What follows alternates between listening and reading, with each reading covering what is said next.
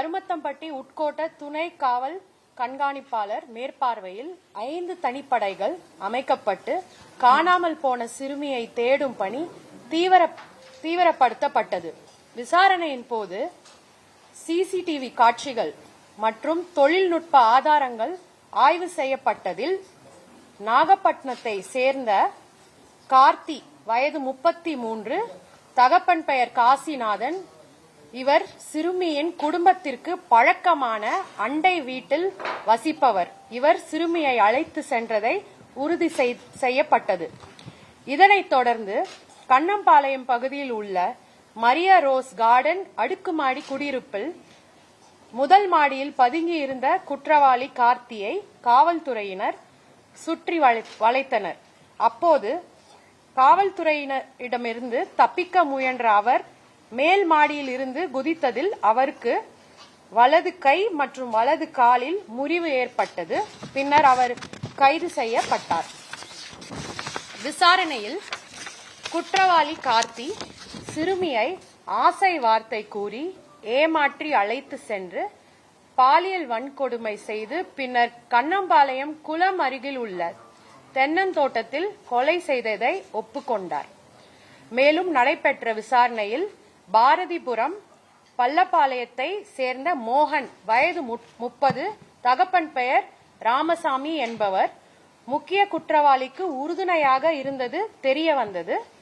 இதனை அடுத்து அவர் கைது செய்யப்பட்டு நீதிமன்ற காவலுக்கு அனுப்பப்பட்டார். கைது செய்யப்பட்ட கார்த்தி தற்போது கோவை அரசு மருத்துவக் கல்லூரி மருத்துவமனையில் சிகிச்சை பெற்று வருகிறார். இவ்வழக்கு சிறுமி மீதான பாலியல் வன்கொடுமை தொடர்புடையது என்பதால் வழக்கில் போக்சோ சட்டப்பிரிவுகளின் கீழ் அவர்கள் மீது கடுமையான நடவடிக்கை எடுக்கப்படும். முதல் தகவல் கிடைத்தவுடன் காவல்துறையினர் மேற்கொண்ட துரிதமான நடவடிக்கை மற்றும் காவல்துறையினர் தயார் நிலை காரணமாக 24 மணி நேரத்திற்குள் வழக்கு கண்டறியப்பட்டு வழக்கின் குற்றவாளிகள் கைது செய்யப்பட்டுள்ளனர். மேலும் பாதிக்கப்பட்ட குடும்பத்திற்கு விரைவாக அரசின் தரப்பு நிவாரண உதவி தொகை கிடைக்க எல்லா நடவடிக்கைகளும் மேற்கொள்ளப்பட்டு வருகின்றது.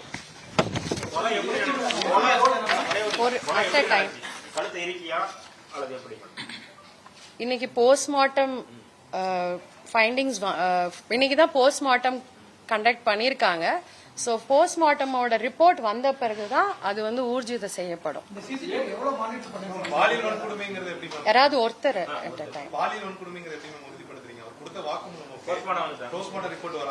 போஸ்ட்மார்ட்டம் ரிப்போர்ட்ல வந்து டாக்டர் சொன்னதை வச்சுதான் இது வந்து போக்சோ செக்ஷன்ஸ் அங்க அவர் சொன்னார்.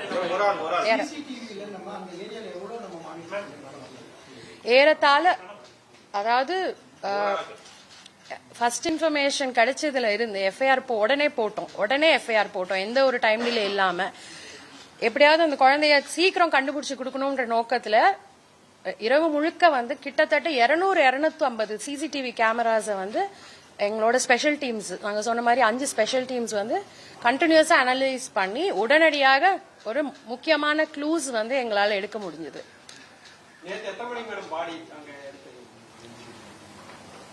நேத்துக்கு சுமார் ஒரு 6 மணி, ஈவினிங் 6 மணி அளவுல. அதுதான் இப்ப போஸ்ட்மார்ட்டம் பண்ணிட்டாங்க. இப்ப டாக்டர் வந்து விரிவான அறிக்கை கொடுக்கற வரைக்கும் அதுக்கு வந்து நம்மளுக்கு தெரியாது. அவர் வந்து ஒரு கூலி தொழிலாளி. மோகனும் அதேதான் கூலி தொழிலாளி. மோகன்ராஜ் வந்து கார்த்தியோட மிக நெருங்கிய நண்பர். அவருக்கு வந்து இந்த குற்றம் இவர் செஞ்சது வந்து அவருக்கான அந்த ஒரு கான்ஸ்பிரசி இருந்தது.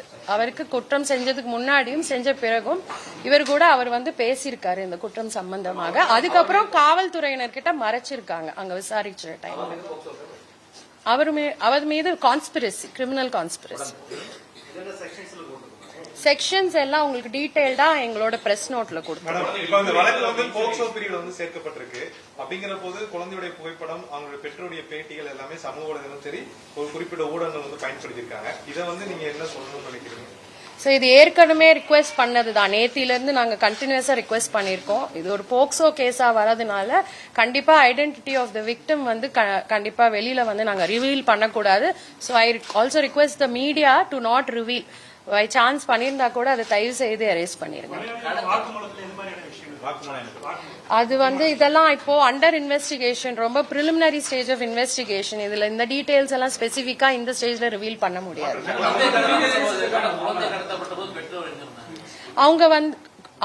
அவரு அந்த குழந்தையோட அப்பா வந்து வேலைக்கு போயிருந்தாரு. குழந்தையோட அம்மா வீட்லயே தான் இருந்தாங்க. குழந்தை வாசல்ல விளையாடிக்கிட்டு இருந்தாங்க. இல்ல சும்மா கூப்பிட்டுட்டு பேசிட்டு, ஏற்கனவே பக்கத்து வீடுன்றனால அவங்க வந்து ஒரு பழக்கத்துல தான் கூட போயிருக்காங்க. அதாவது முதல்ல அந்த ஏரியால போய் விசாரிக்கப்போ அவரும் சேர்ந்து வந்து போலீஸ் கிட்ட அப்படிதான் ஒரு இது சொல்லிட்டு தேடி இருக்கிற மாதிரி அந்த மாதிரி ஒரு தோற்றம் அவர் கொடுத்தாரு. அவங்க விக்டிம் சைட்ல இருந்து அந்த பகுதிக்கு ஒரு 20-25 நாள் முன்னாடி தான் புதுசா குடி ஏறி இருக்காங்க. அப்படிலாம் எதுவும் இல்லைங்க. இப்போ இது எதுவுமே இந்த ஸ்டேஜ்ல சொல்ல முடியும்.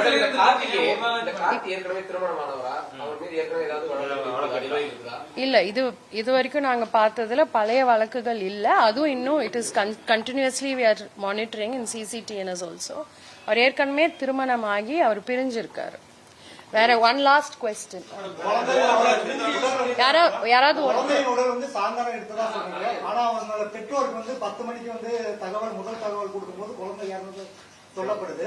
அதே போல வந்துட்டு மீண்டும் ஒரு 10 நிமிஷம் கழிச்சு போன் பண்ணி குழந்தை நல்லா இருக்கு 1 மணி நேரத்துல கொண்டு வரலாம். இல்ல அப்படிலாம் எதுவும் இல்லைங்க.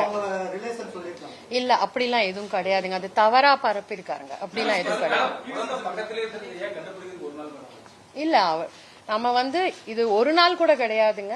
நம்ம வந்து குற்றவாளிய நான் இப்ப இதுல பிரஸ் நோட்ல சொன்னதுதான், குற்றவாளிய ரொம்ப சீக்கிரமா 24 மணி நேரத்துல இந்த வழக்கோட பிரிலிமினரி இன்வெஸ்டிகேஷன் கம்ப்ளீட்டா முடிஞ்சிருச்சு to the maximum satisfactory level. ஏன்னா CCTV ஃபுட்டேஜஸும் அதர் டெக்னிக்கல் எவிடன்ஸையும் பேஸ் பண்ணி நம்ம டீம்ஸ் வந்து ரொம்ப அருமையான ஒரு இன்வெஸ்டிகேஷன் பண்ணி குற்றவாளிகளை உடனடியா 2 குற்றவாளிகளும் அவங்க இந்த ஊரை விட்டு போறதுக்கு முன்னாடியோ இல்ல காணாம போறதுக்கு முன்னாடியோ அவங்கள வந்து சீக்கிரம் நேப் பண்ணது மட்டும் இல்லாம கரெக்டான கன்ஃபெஷன் எடுத்து அந்த குழந்தைய கிட்டத்தட்ட அவங்க கம்ப்ளைண்ட் பண்ணி வித்தின் 24 ஹவர்ஸ்க்குள்ளேயே நம்மளால ஒரு ஃபுல் பிக்சர் வந்து கொடுக்க முடிஞ்சது.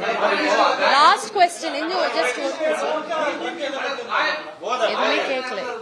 யாராவது என்ன சொல்றீங்க? எதுவும் கிடையாதுங்க. அது ரெண்டும் கிடையாது. இல்ல போதும். அதாவது இந்த வழக்கு வந்து under investigation. It's a very sensitive case and I think we as a department we have to approach it with a lot of sensitivity. ஆனால் இதுக்கு மேல எங்களால டீடைல்ஸ் கொடுக்க முடியாது. just in the interest of justice. Thank you so much. குற்றப்பத்திரிகை எவ்வளவு நாளும் தாக்கல் பண்ண முடியும்? ஏன்னா வாக்குமூலம் வந்து கொடுத்திருக்காரு. அப்படிங்கறபோது குற்றப்பத்திரிகை எவ்வளவு வேகமா காவல்துறை வந்து எவ்வளவு துரிதமா பண்ண முடியுமோ, எப்படி அக்யூஸ்ட் 24 மணி நேரத்துல புடிச்சோமோ அதுக்கு அந்த அளவுக்கு துரிதமா குற்றப்பத்திரிகையும் தாக்கல் செஞ்சு ஸ்பீடி ட்ரையல் என்ஷோர் பண்ணி கண்டிப்பா இந்த விக்டிம்கான டியூ ஜஸ்டிஸ வந்து தமிழக காவல்துறை என்ஷோர் பண்ணுங்க. போதுங்க. நம்ம we have to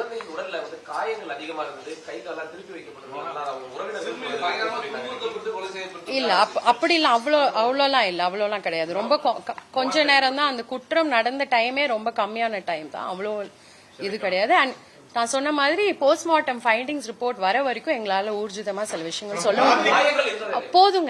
I think we can stop. இல்ல இதெல்லாமே அண்டர் இன்வெஸ்டிகேஷன் தான். we have not completed our investigation. It is only 1 day old case. இன்னும் we have not completed.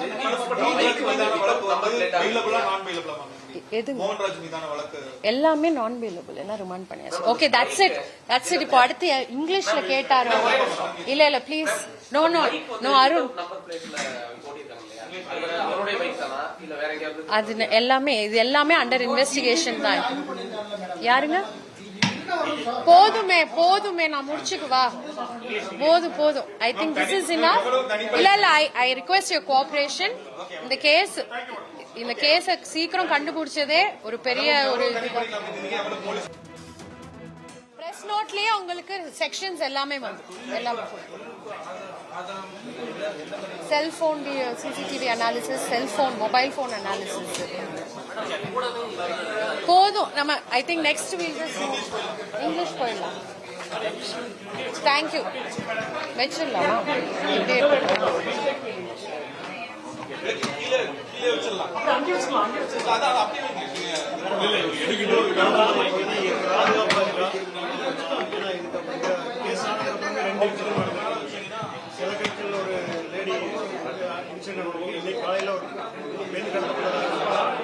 அப்படியா? அது என்னன்னு நாங்க விசாரிக்கிறோம். கண்டிப்பா சரியா பேசுறோம். இங்கிலீஷ் ஸ்டார்ட் பண்ணிடலாமா? இங்கிலீஷ் வேணுமா இல்ல பிரஸ் நோட் போதுமா? இங்கிலீஷ்ல பிரஸ் நோட் போதுமா? யூ வாண்ட் டு பை அப்பா இந்த பிரஸ் நோட் எல்லாருக்கும் தமிழ் இங்கிலீஷ் கொடுத்துருக்கோம்.